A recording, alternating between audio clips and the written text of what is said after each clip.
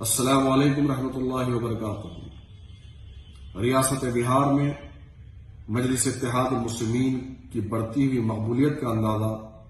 اس بات سے لگایا جا سکتا ہے کہ بہار کے اسمبلی کے انتخابات میں مجلس اتحاد المسلمین نے پہلی مرتبہ قدم رکھا تو بہار کا سب سے پچھڑا ہوا وہ علاقہ جسے سیمانچل کہا جاتا ہے، وہاں کے مسلمانوں نے مجلس اتحاد المسلمین کی آواز پر لبیک کہتے ہوئے 5 اراکین اسمبلی کو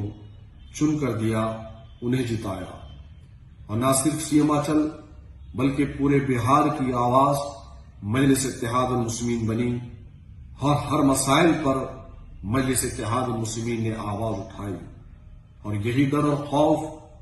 بہار کے RJD اور جنتا دل پارٹی کو ستا رہا تھا کہ یہ مسلمان جو برسوں سے نتیش کمار کو اور یادو پریوار کو جو ووٹ دیتا آیا ہے، یہ ووٹ ختم ہو رہا ہے اور مجلس اتحاد المسلمین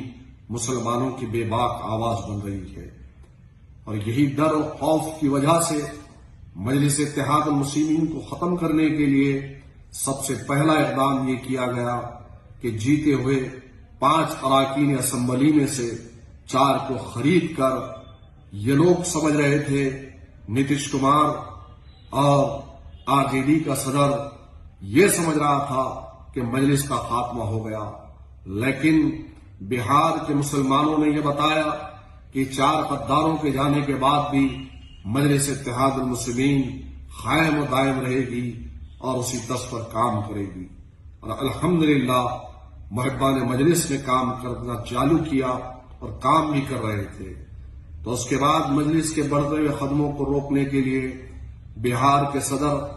اختر الایمان صاحب کو دھمکی آمیز فون آنے لگے اور ان کی ID کو ہیک کیا گیا، اور جب اس پر بھی بات نہیں بنی تو اس کے بعد یہ لوگ جو آج RJD کے اور جنتا دل کے پارٹی کے ذمہ داران ہیں، انہوں نے اور موجودہ سرکار نے مجلس اتحاد المسلمین کے ذمہ داران کو ستایا، ہراساں کیا اور جھوٹے کیسز ان پر کروائے۔ جب اس پر بھی بات نہیں بنی تو حالیہ دنوں میں آج 2 دن پہلے سیوان کے ہمارے نوجوان صدر جو مجلس اتحاد المسلمین کے ضلع صدر تھے، عارف جمال کو قتل کیا گیا، شہید کیا گیا۔ لوگ کہتے تھے کہ بہار ایک جنگل راج ہے، یہاں پر قانون کا پاس و لحاظ نہیں رکھا جاتا ہے۔ آج کتنے دن ہو چکے ہیں کہ بہار میں ایک نوجوان کا، ایک سیاسی جماعت کے قائد کا، ایک لیڈر کا قتل ہوتا ہے، دن دہاڑے گولی چلائی جاتی ہے، اس کے بچوں کے سامنے گولی چلائی جاتی ہے، اور وہ درندے جو ہتھیار بند تھے آج کھلے عام گھوم رہے ہیں، پولیس کی ان پر گرفت نہیں ہے۔ تو موجودہ سرکار سے ہمارا یہی مطالبہ ہے کہ مجلس اتحاد المسلمین کے عارف جمال کے قاتلوں کو فوری گرفتار کیا جائے اور ان کے گھر والوں کو حکومت کی جانب سے کمپنسیشن دیا جائے۔ اور آخر میں محبان مجلس سے بہار کے مسلمانوں سے کہوں گا کہ آپ کو ڈرنے اور گھبرانے کی ضرورت نہیں ہے۔ مجلس کو ختم کرنے کے لیے ڈرایا گیا،